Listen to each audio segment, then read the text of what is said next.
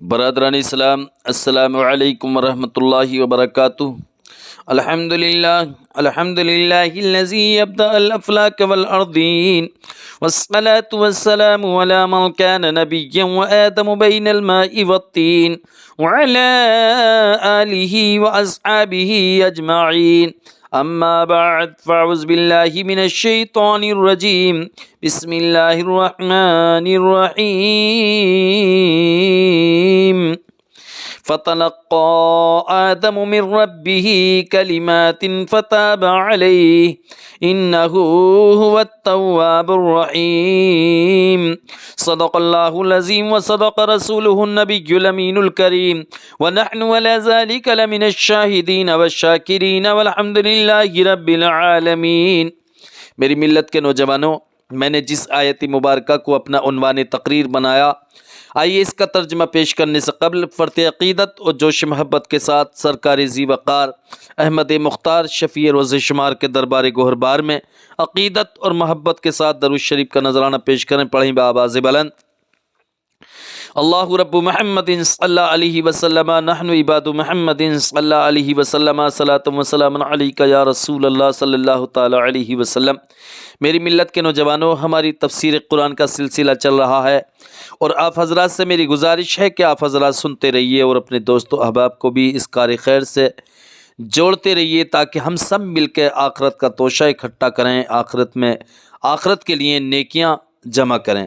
تو آج میں نے جس آیت مبارکہ کو اپنی اپنی تفسیر کا عنوان بنایا، پروردگار عالم ارشاد فرماتا ہے، اس کا ترجمہ امام عشق و محبت فاضل بریلوی علیہ الرحمت و رضوان اس طرح فرماتے ہیں: فَتَلَقَّى آدَمُ مِن رَبِّهِ كَلِمَاتٍ فَتَابَ عَلَيْهِ، پھر سیکھ لیے آدم نے اپنے رب سے کچھ کلمے، فَتَابَ عَلَيْهِ، تو اللہ نے اس کی توبہ قبول کی، إِنَّهُ هُوَ التَّوَّابُ الرَّحِيمُ، بے شک وہی بہت توبہ قبول کرنے والا مہربان ہے۔ میری ملت کے نوجوانوں، یہ اس آیت مقدسہ کا ترجمہ ہے۔ اب اس کی لفظی تشریح میں آپ کی سماعتوں کے حوالے کرنا چاہتا ہوں۔ فَتَلَقَّى آدَمُ مِن رَبِّهِ كَلِمَاتٍ فَتَابَ عَلَيْهِ، فا کے معنی تو پھر اور تلقہ کے معنی تین آتے ہیں۔ نمبر 1 ملنا، نمبر 2 پانا، نمبر 3 حاصل کرنا۔ آدم یہ ادومتن سے بنا ہے جس کے معنی ہیں گندمی رنگ کا، چونکہ حضرت آدم علیہ السلام کا رنگ شریف گندمی تھا۔ من ربہ، من کے معنی سے اور رب کے معنی پالنے والا، مالک، اور ہی ضمیر آدم علیہ السلام کی طرف لوٹ رہی ہے کہ اپنے رب سے۔ کلماتن، اس کے کئی معنی ہیں۔ کلماتن یہ جمع ہے کلمے کی، اور کلمے کے کئی معنی آتے ہیں۔ ایک معنی تو اس کا آتا ہے لفظ کا، دوسرا معنی آتا ہے بات کا، تیسرے معنی مضمون کے، اور چوتھے معنی ہے تقریر کے۔ فتاب علیہ، فا کے معنی تو، تابہ کے معنی توبہ قبول کرنا، توبہ قبول کرنا۔ انہ هو التواب الرحیم، انہ بے شک وہی، هو التواب الرحیم، یہ اللہ عز و جل کی جانب زمین لوٹ رہی ہے۔ التواب یہ اللہ کا صفاتی نام ہے، بہت توبہ قبول کرنے والا، یہ اللہ کا صفاتی نام ہے۔ الرحیم مہربان۔ تو آیت مقدسہ کا ترجمہ یہ ہوا: فَتَلَقَّى آدَمُ مِن رَبِّهِ كَلِمَاتٍ فَتَابَ عَلَيْهِ، پھر سیکھ لیے آدم علیہ السلام نے اپنے رب سے کچھ کلمے، فتاب علیہ، تو اللہ نے حضرت آدم علیہ السلام کی توبہ کو قبول کیا۔ انہ هو التواب الرحیم، بے شک وہی بہت توبہ قبول کرنے والا مہربان ہے۔ تو میری ملت کے نوجوانوں، یہ اس آیت مقدسہ کا ترجمہ اور اس کی لفظی تشریح تھی۔ اب اس کی تفسیر سننے کے لیے تیار ہو جائیے۔ روایت میں آتا ہے کہ آدم علیہ السلام نے زمین پر آ کر 300 برس تک شرم کی وجہ سے آسمان کی طرف سر نہ اٹھایا۔ اللہ اکبر۔ اور اس قدر روئے کہ آپ کے آنسو تمام زمین والوں کے آنسو سے زیادہ ہیں۔ تب کچھ دعائیہ کلمے انہیں یاد آئے۔ میری ملت کے نوجوانوں، وہ دعائیہ کلمے کیا تھے اور کیا ان کو یاد آیا؟ تفسیر عزیزی اور تفسیر خزائن العرفان اور تفسیر روح البیان نے طبرانی، حاکم، ابو نعیم اور بہقی کی روایت نقل کی کہ سیدنا عمر فاروق اور علی مرتضیٰ رضی اللہ تعالی عنہما نے ارشاد فرمایا کہ حضور صلی اللہ علیہ وسلم ارشاد فرماتے ہیں کہ جب آدم علیہ السلام کی پریشانی انتہا کو پہنچ چکی تو ان کو ایک دن یاد آیا کہ میں نے اپنی پیدائش کے وقت عرش اعظم پر لکھا دیکھا تھا کہ لا الہ الا اللہ محمد الرسول اللہ، جس سے معلوم ہوا کہ محمد رسول اللہ صلی اللہ علیہ وسلم کا وہ درجہ ہے کہ ان کا نام عرش اعظم پر رب کے نام کے ساتھ لکھا ہوا ہے۔ تدبیر یہی ہے کہ انہی کے وسیلے سے، انہی کے واسطے سے دعائے مغفرت کروں۔ چنانچہ اس دعا کے ساتھ یہ بھی عرض کیا حضرت آدم علیہ السلام نے، اسألوک بحق محمد ان تغفر لی، یعنی یا رب میں تجھ سے تیرے بندہ خاص محمد مصطفیٰ صلی اللہ علیہ وسلم کی عزت اور مرتبہ کے طفیل اور اس بزرگی کے صدقے میں جو انہیں تیرے دربار میں حاصل ہے مغفرت چاہتا ہوں۔ تب فوراً جواب الہی آیا، اللہ کی جانب سے جواب آیا، اے آدم تم نے اس شہنشاہ کو کہاں سے جانا؟ حضرت آدم نے سارا ماجرا عرض کیا۔ حکم الہی آیا کہ اے آدم وہ محبوب سب پیغمبروں سے پچھلے پیغمبر ہیں، تمہاری اولاد سے ہیں، اگر وہ نہ ہوتے تو تم کو بھی پیدا نہ کیا جاتا۔ سبحان اللہ، گویا کہ کائنات کا ذرہ ذرہ، کائنات کی ہر چیز مصطفیٰ کے صدقے میں پیدا ہوئی ہے۔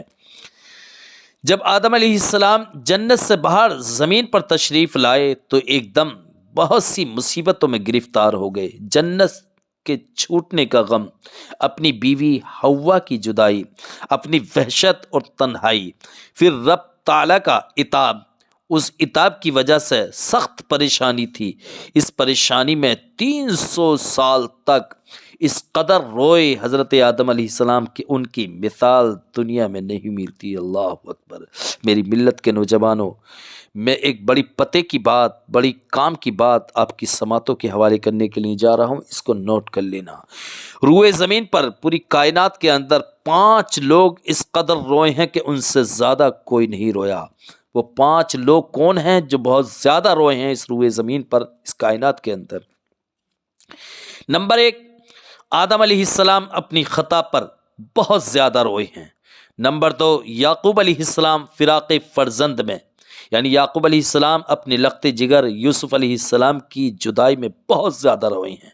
نمبر 3، یحییٰ علیہ السلام یعنی حضرت زکریہ علیہ السلام کے لخت جگر خوف الہی سے بہت زیادہ روئے ہیں، اللہ کے خوف سے بہت زیادہ روئے ہیں۔ نمبر 4، حضرت فاطمہ الزہرا رضی اللہ تعالی عنہا حضور صلی اللہ علیہ وسلم کی وفات کے بعد بہت زیادہ روئی ہیں۔ نمبر 5، حضرت امام زین العابدین واقعہ کربلا کے بعد بہت بے انتہا روئے ہیں۔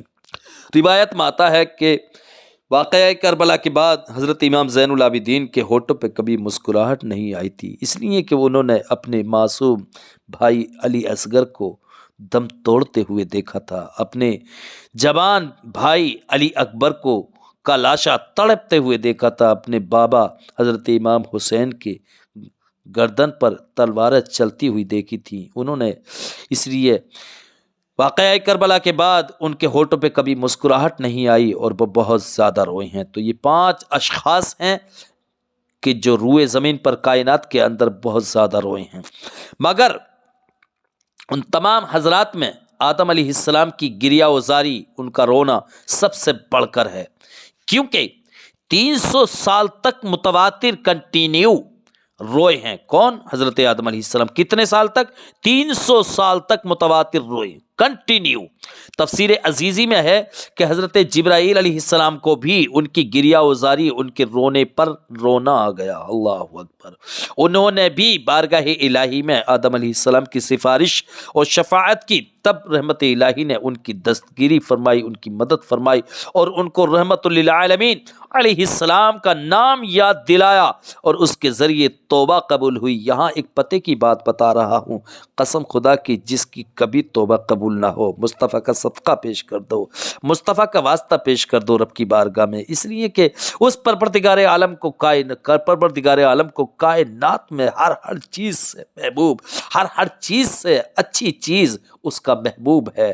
جب اس کی بارگاہ میں مصطفیٰ کا واسطہ پیش کیا جاتا ہے، اس کی محبوب چیز کا وسیلہ پیش کیا جاتا ہے، تو پھر پروردگار عالم اس دعا کے قبول کرنے میں بالکل دیر نہیں فرماتا، یقینی طور پر اس کی دعا قبول ہو جاتی ہے۔ یہی وجہ تھی کہ 300 سال تک حضرت آدم علیہ السلام متواتر روتے رہے، کنٹینیو روتے رہے، اللہ کے ذاتی اور صفاتی نام لے لے کر روتے رہے، لیکن حضرت آدم علیہ السلام کی توبہ قبول نہیں ہوئی۔ 300 سال، 3 دن نہیں، 3 گھنٹے نہیں، بلکہ 300 سال متواتر کنٹینیو روتے رہے، لیکن پروردگار عالم کی بارگاہ میں توبہ قبول نہیں ہوئی۔ لیکن جب پروردگار عالم کے بارگاہ میں اس کے محبوب حضرت محمد مصطفیٰ صلی اللہ علیہ وسلم کا واسطہ پیش کیا، وسیلہ پیش کیا، صدقہ پیش کیا، تو فوری طور پر دعا توبہ ان کی قبول ہو گئی اور پروردگار عالم نے ان کو چین اور سکون اطمینان عطا فرما دیا۔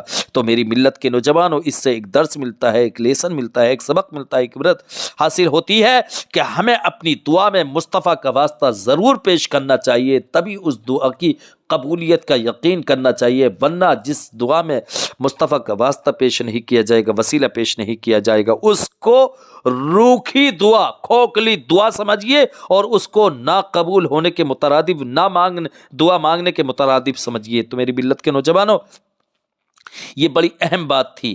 یہ تو معلوم ہو چکا کہ آدم علیہ السلام کئی سو برس تک اپنی خطا پر نادم رہے۔ جب توبہ کا وقت آیا اور آدم علیہ السلام کے دل میں ان دعاؤں کا القاء ہوا، وہ عاشورہ یعنی 10ویں محرم اور غالباً جمعے کا دن تھا۔ عاشورہ جمعے کو بڑے اہم واقعات ہوئے۔ آدم علیہ السلام کی توبہ قبول ہوئی، نوح علیہ السلام کی کشتی کا زمین پر آنا، یونس علیہ السلام کا مچھلی کے پیٹ سے باہر آنا، ایوب علیہ السلام کی شفا، موسیٰ علیہ السلام کا فرعون سے نجات پانا اور فرعون کا غرق ہونا، یعقوب علیہ السلام کا یوسف علیہ السلام سے ملنا، امام حسین کا کربلا میں شہید ہونا، سب 10ویں محرم کو ہوا۔ ان بزرگوں نے 11ویں شب راحت کی گزاری، اس لیے اہل سنت 11ویں شریف کرتے ہیں۔ بظاہر غوث پاک کی فاتحہ ہوتی ہے، در حقیقت ان تمام بزرگوں پر انعام الہی ملنے کی خوشی۔ آپ کو ان کلمات کے ملنے سے بہت خوشی ہوئی۔ حضرت آدم علیہ السلام کو آپ نے وضو فرمایا، حضرت آدم علیہ السلام نے وضو فرمایا اور خانہ کعبہ کے سامنے کھڑے ہوئے 2 رکعت نماز ادا کی اور پھر ان کلمات سے دعا مانگی۔ جب آدم علیہ السلام جنت سے تشریف لائے تھے تب ان کے چہرے مبارک کا رنگ سیاہ ہو گیا تھا۔ اللہ اکبر! یعنی پروردگار عالم نے جب ان کو جنت سے زمین پر اتارا تھا تو ان کے رخ انور کا رنگ جو ہے سیاہ ہو گیا تھا، کالا ہو گیا تھا حضرت آدم علیہ السلام کا۔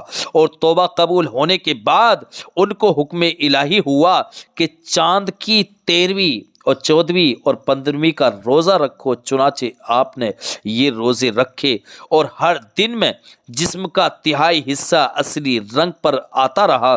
15ویں تاریخ کو تمام جسم پاک اصلی رنگ پر آ گیا، یعنی جو سیاہ رنگ تھا وہ اپنے اوریجنل رنگ پر، اپنے اصلی رنگ پر آ گیا۔ یہ تینوں روزے نوح علیہ السلام کے زمانے تک فرض رہے۔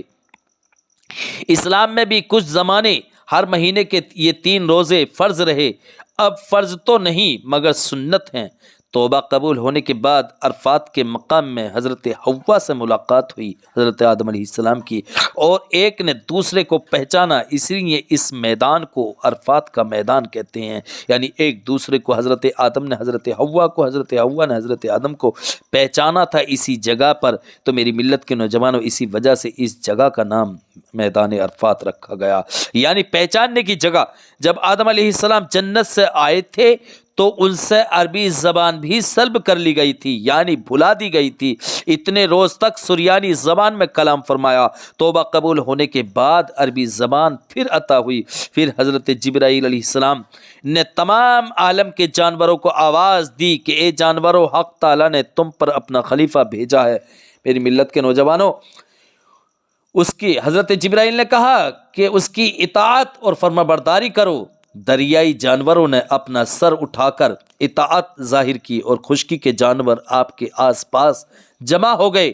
آدم علیہ السلام ان پر ہاتھ پھیرنے لگے، جن پر ان کا ہاتھ پہنچ گیا وہ اہلی اور خانگی رہا، یعنی جیسے گھوڑا، اونٹ، بکری، کتا، بلی وغیرہ، اور جس پر آپ کا ہاتھ نہ پہنچا وہ جنگلی وحشی رہا، یعنی جس پر حضرت آدم علیہ السلام کا ہاتھ پہنچا وہ گھریلو جانور بن گئے، اور جس پر آپ کا دست مبارک نہیں پہنچا وہ جنگلی اور وحشی جانور رہے، جیسے ہرن وغیرہ۔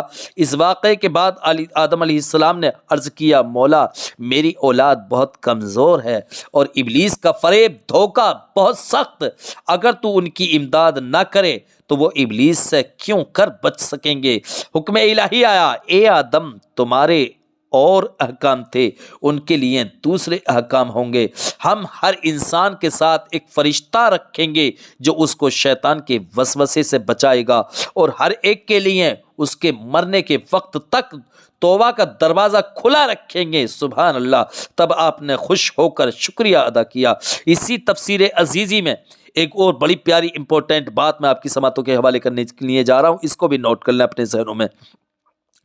اسی تفسیر عزیزی میں ہے کہ آپ کی اولاد، بیٹے، پوتے وغیرہ آپ کی موجودگی میں 40,000 تک پہنچ چکے تھے۔ کتنے؟ 40,000 تک، اور ایک روایت میں آتا ہے کہ 1,00,000 تک پہنچ چکے تھے۔ بہرحال یا تو 40,000 تک یا 1,00,000 تک پہنچ چکے تھے جب تک آپ اس دنیا میں موجود رہے۔ حضرت آدم علیہ السلام، آپ کی اولاد کتنی ہو چکی تھی؟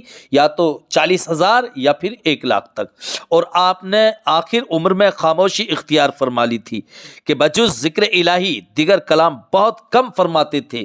میری ملت کے نوجوانوں، اسی کو پروردگار عالم نے ارشاد فرمایا، فَتَلَقَّى آدَمُ مِن رَّبِّهِ كَلِمَاتٍ فَتَابَ عَلَيْهِ إِنَّهُ هُوَ التَّوَّابُ الرَّحِيمُ۔ پھر سیکھ لیے آدم نے اپنے رب سے کچھ کلمے، تو اللہ نے اس کی توبہ قبول کی، بے شک وہی بہت توبہ قبول کرنے والا مہربان ہے۔ تو میری ملت کے نوجوانوں، یہ اس آیت مقدسہ کا ترجمہ، اس کی تشریح اور تفسیر تھی۔